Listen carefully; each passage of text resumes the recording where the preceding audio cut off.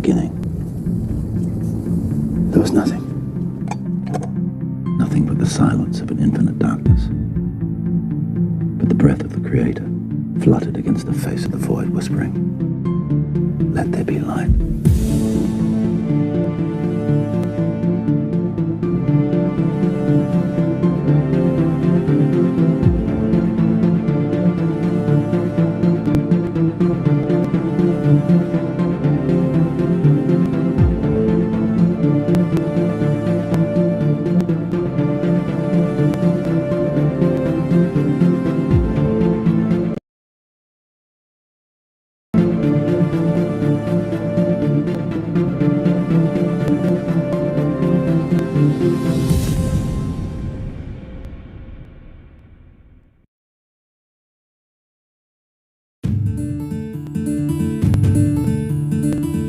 Since the dawn of humanity, people have been looking for explanations about things beyond their power of understanding.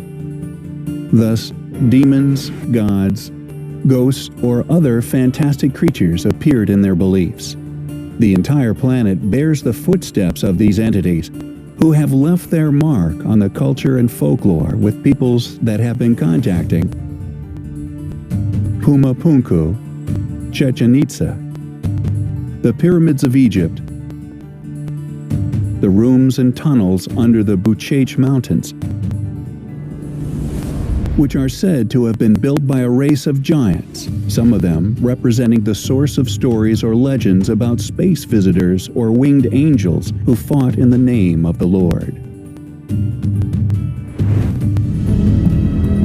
Earth has a much deeper prehistory than what we read about in textbooks today. You can read that Pumapunku or Tiwanaku, for example, was built between 500 and 800 AD.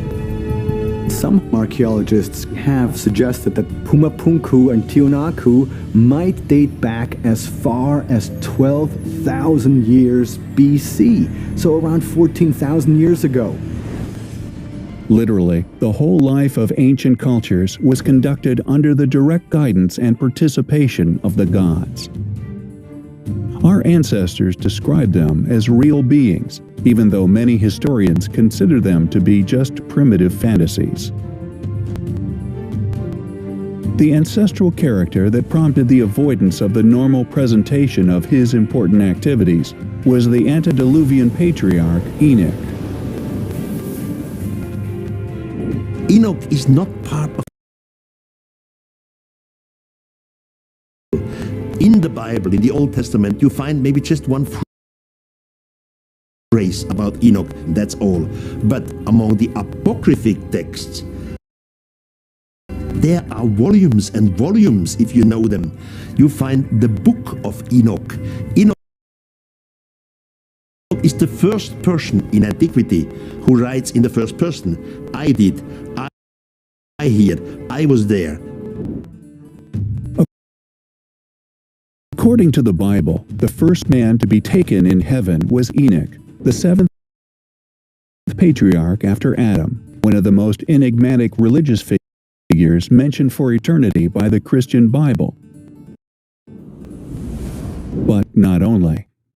The Old Testament briefly presents him in the succession of Adam and forerunner of Noah. Enoch appears in the Hebrew sacred writings, where he is called Hanok, and for things to be even more complicated, the Quran, the holy book of Islam, includes him among the patriarchs, calling him Edris, which in free translation means the savant. He was taken up to the sky. Up there he meets the highest, the so-called highest. In religion they call it God. He meets the highest, and the highest says to his servants, "You teach this young man in our language, and then you teach him writing." So he writes books. Of course, he knows all these foreigners by name. He quotes them by name. He knows their profession. He knows which of these extraterrestrials was the astronomer. So Enoch is the only and first person, thousands of years ago, who gives some of the names of the extraterrestrials and gives some of their professions. How is this possible? We have an eyewitness, and nobody speaks about it. Apart from the holy texts of the three great religions, antiquity has preserved the Book of Enoch, a corpus of apocryphal writings not accepted by the official canons. If in the Hebrew mythology, the seventh patriarch Enoch was the first man to have reached heaven, the same it is said about the seventh Sumerian king, Enmendarana. Sumerian myths claim that Enmendarana was taken to heaven 7 times by the god Shamash and Adad to learn the secrets of heaven and earth.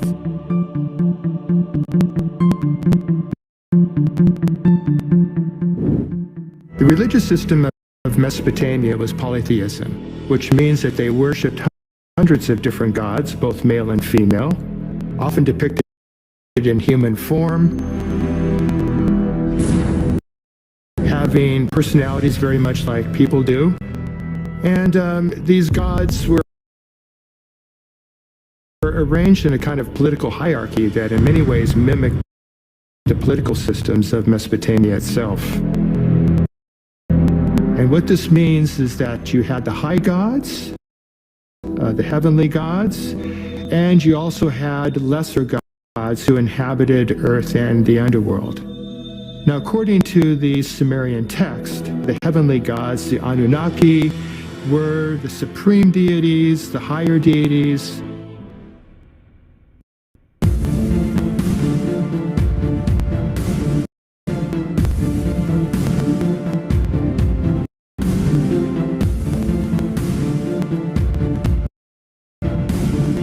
The Chinese also keep the memory of 10 antediluvian rulers called the Great Ten.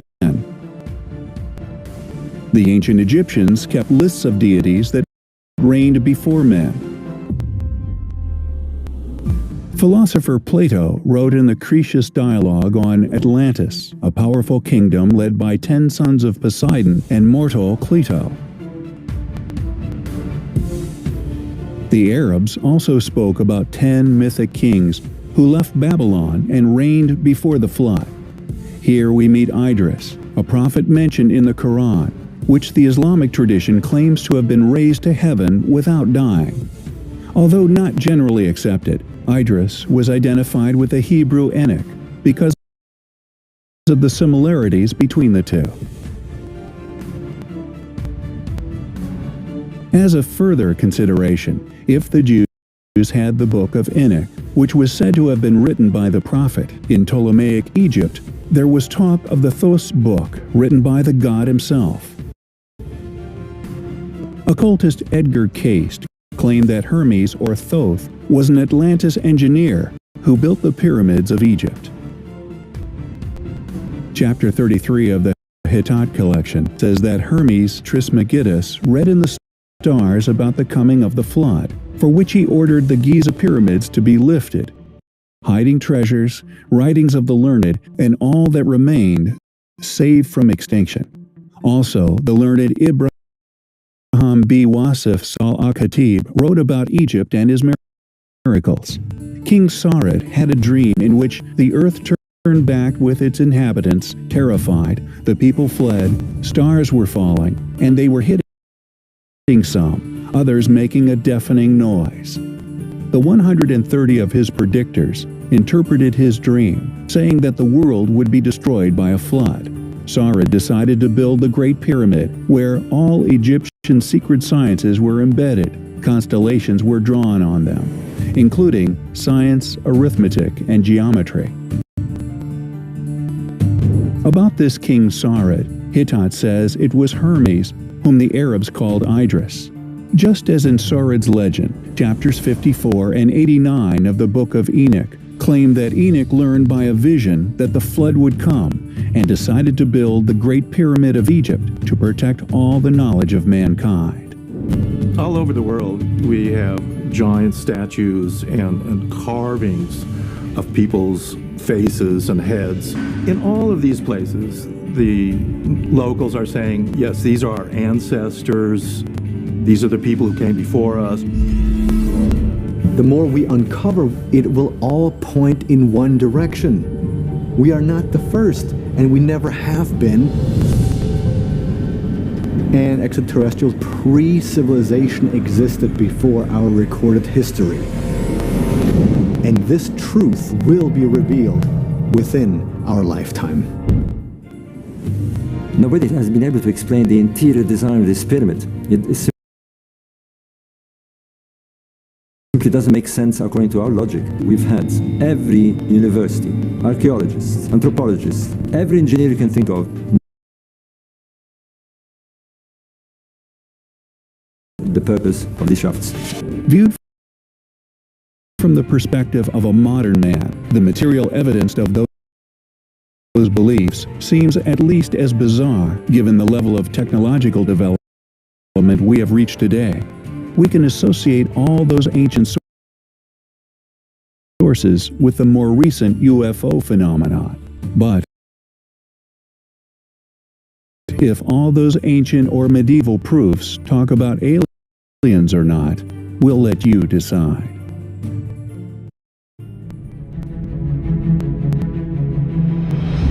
The Sumerians became the first civilization to determine the accurate length of a year, and they possessed an advanced understanding of astronomy, mathematics, and language. Their understanding of time gives a detailed perspective to the ancient writings referred to as the King's List. The original Anunnaki supreme rulers began the chronicle of rule after a great flood and are said to have descended from the heavens in a kingship.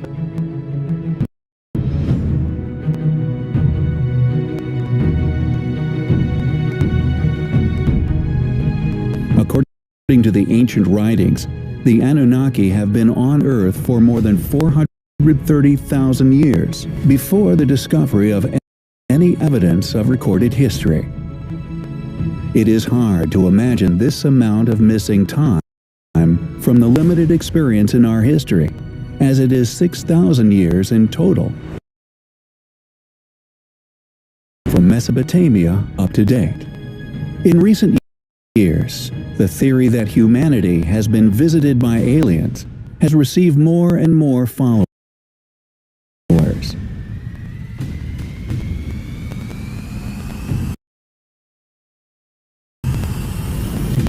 Several ancient writings, which speak of beings that came from heaven, seem to support this hypothesis. Among these supposedly extraterrestrial beings are Anunnaki, the deity worshipped by the Sumerians.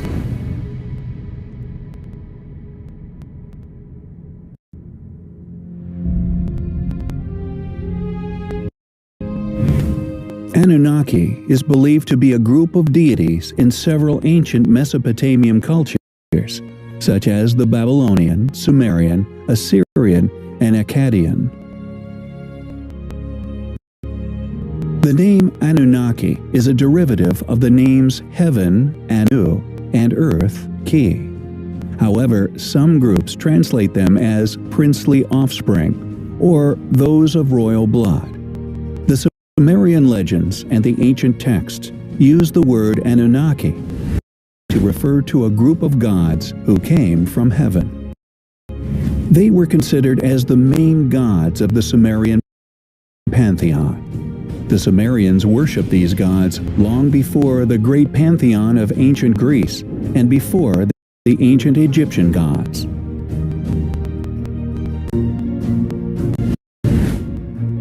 The Anunnaki descended from An, the supreme being that reigned all over the Sumerian gods.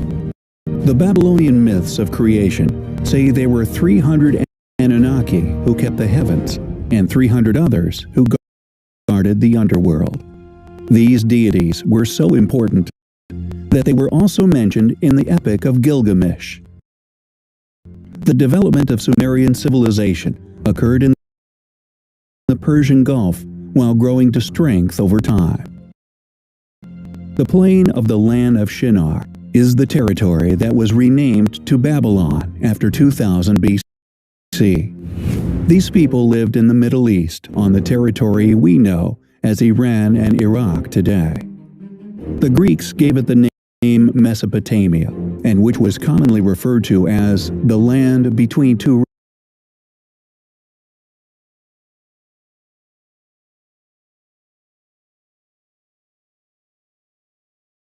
the name Mesopotamia, and which was commonly referred to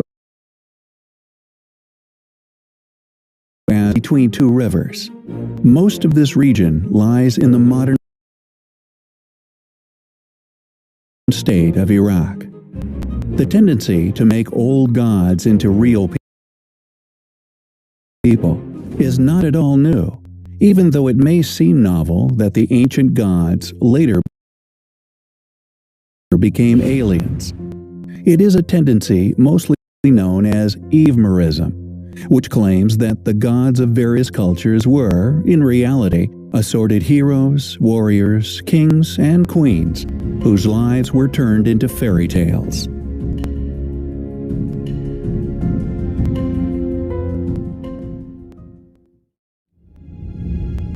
According to the mythical stories about Anunnaki, it is believed that they originated from another planet to civilize mankind. But is this true? Or is it just an erroneous interpretation of myths thousands of years old? The ancient astronaut theory suggests that aliens visited planet Earth in the very distant past and modified primitive man genetically, resulting in the modern human race we see today.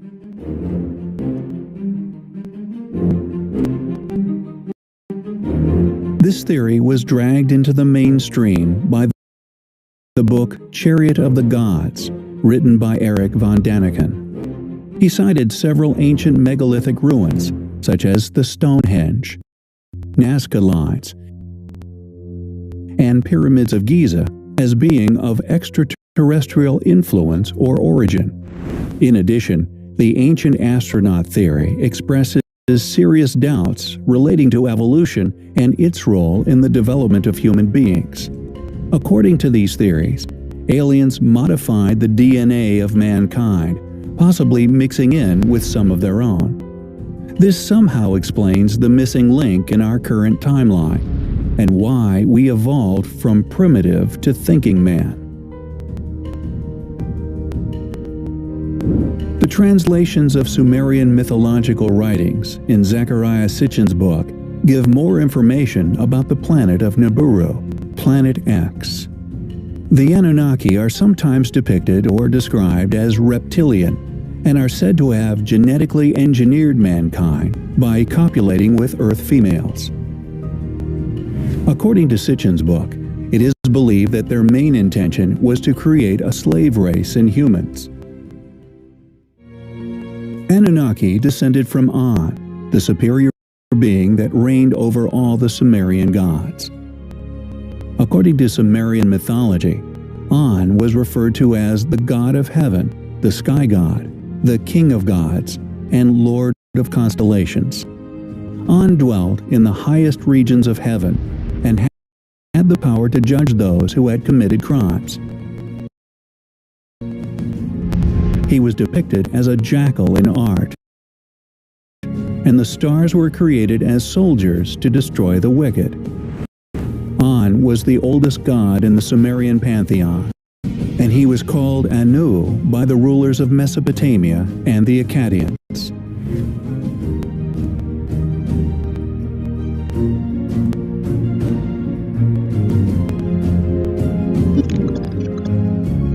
Enki was a deity in Sumerian mythology that was later referred to by the Babylonian mythology as Ea. Enki was the deity of water, creation, intelligence, and the lord of the Apsu. The name Ea was written using two signs which signified house and water. Enki was the sole keeper of the holy powers, known as Mi, and was considered a god of life and replenishment. In art, he was often designated by the streams of water that would flow down from his shoulders. Most shrines and temples were built in his honor at places such as Babylon, Nineveh, Girsu, and Nippur.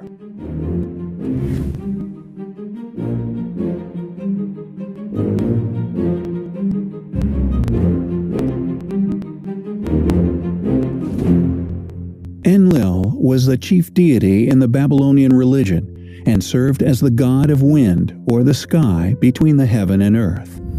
Enlil was banished from Dilmun, home of the gods when he was a young god. He was sent to the underworld, Kur, after assaulting a young girl, and was allowed to return to Dilmun after fathering 3 more underworld deities.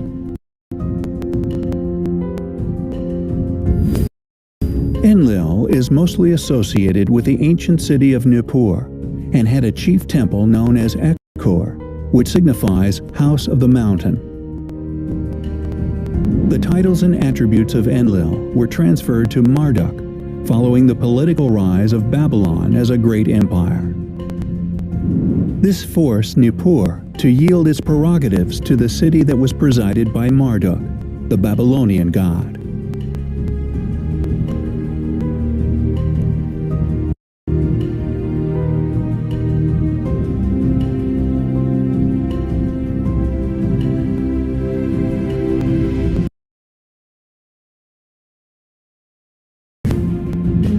According to the interpretation of Sumerian cosmology by Sitchin, Nibiru is a hypothetical planet that follows a long and elliptical orbit that reaches the inner solar system after every 3,600 years.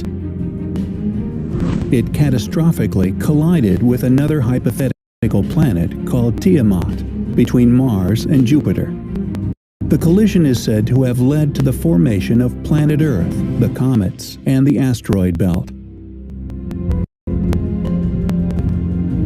Although Tiamat was outlined as a goddess in the Enuma Elish, Sitchin gave a different opinion that Tiamat may be what we all refer to as Earth. This is explained further that Tiamat split in 2 after being struck by one of the moons of the planet Nibiru. This scenario has been disputed scientifically, despite the little evidence provided and mythological aspects of the theory.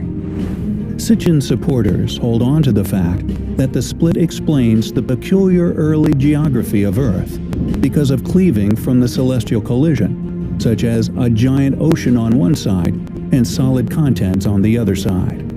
It also explains the reason why the Earth is layered in sediments. Sitchin further describes that Nibiru used to be a home of Anunnaki, which was a human-like extraterrestrial race with technological advancements, called Nephilim in the Bible.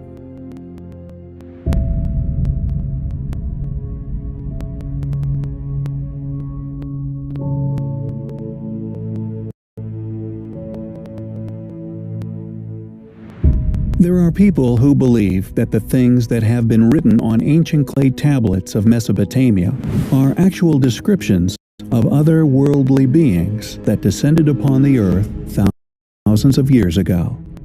Others believe that the ancient Anunnaki are part of a creation myth embraced by ancient cultures like the Babylonian, Sumerian, Assyrian, and Akkadian.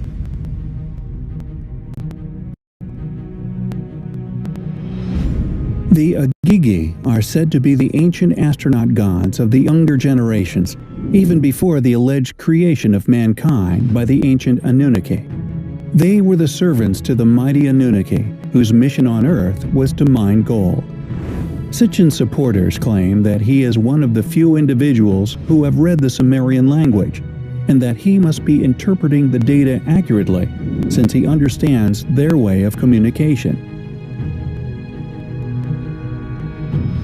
However, the assertion that Sitchin may be one of the few scholars of Sumerian is not true, and is just a specious argument.